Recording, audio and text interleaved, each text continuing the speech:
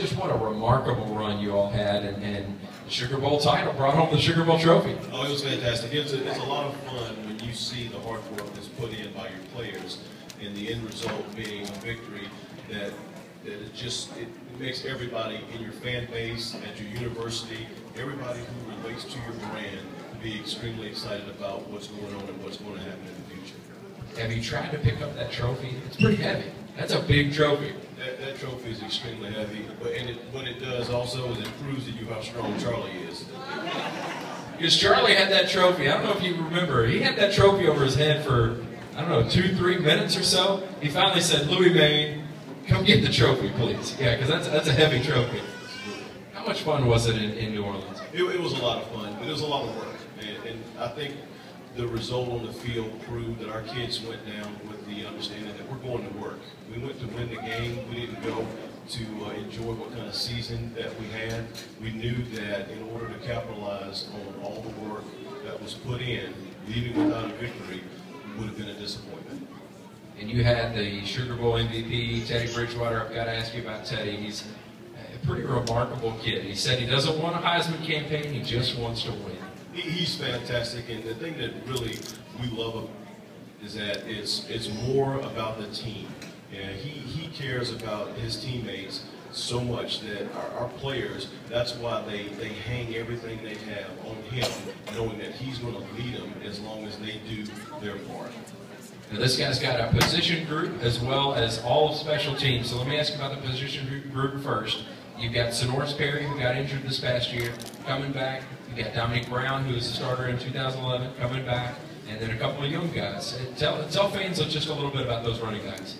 The two guys that you mentioned, they're doing a fantastic job. Dominique got injured last year, and he had a fantastic spring. He's a big man. He's 6'3", he's 230 pounds. He's not, most people don't want to tackle that, so that helps you. And Sonoris, he's genetically, he's been blessed with the ability to recover very fast. And so he's on track, and we look forward to getting him ready to go. Corbin Lamb is fantastically fast.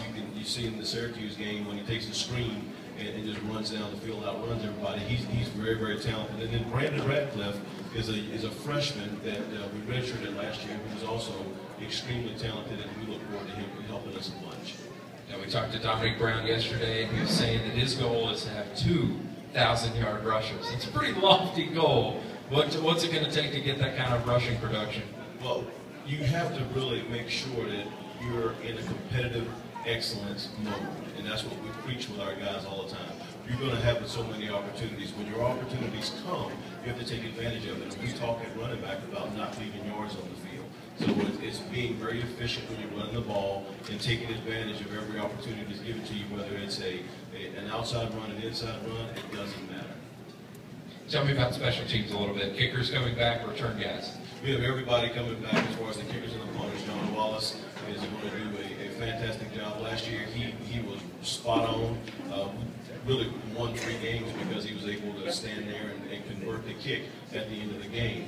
And then we're really, really excited about getting some of the young people in the program as far as the return game. Because when you add a guy like Robert Clark, who transferred to us from Florida, who's fantastic, and then you bring some of the freshmen in that are just unbelievable talents as far as ability to run, it really adds another dimension.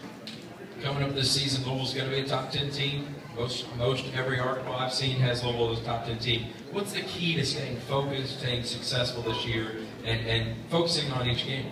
We tell our kids all the time, you got to stay humble, you got to stay humble. I mean, that's what it comes down to. We don't worry about where we're ranked, because in the end, if you're still there, great. But you've got to do the work every day. We're only going to focus on each opponent, game by game, and we're not going to take anybody for granted. So we go under the impression that anybody can beat us. And in order for that not to happen, you've got to put in the work. Now, you're going in your 3rd decade now of being a college football coach. You've worked for a lot of different coaches. What makes Charlie Strong so special? What is it about him that players just love? They love the fact that he's real. And we love the fact as a staff that when you come to work, you enjoy coming to work. You know what you have in Charlie, you never have to guess. And when that is always at the forefront, it makes life very easy for everybody, and it gives us a chance to really row in the same direction and be on the same page. Absolutely. Give a big round of applause to Coach Kane Carter. We're going to get you to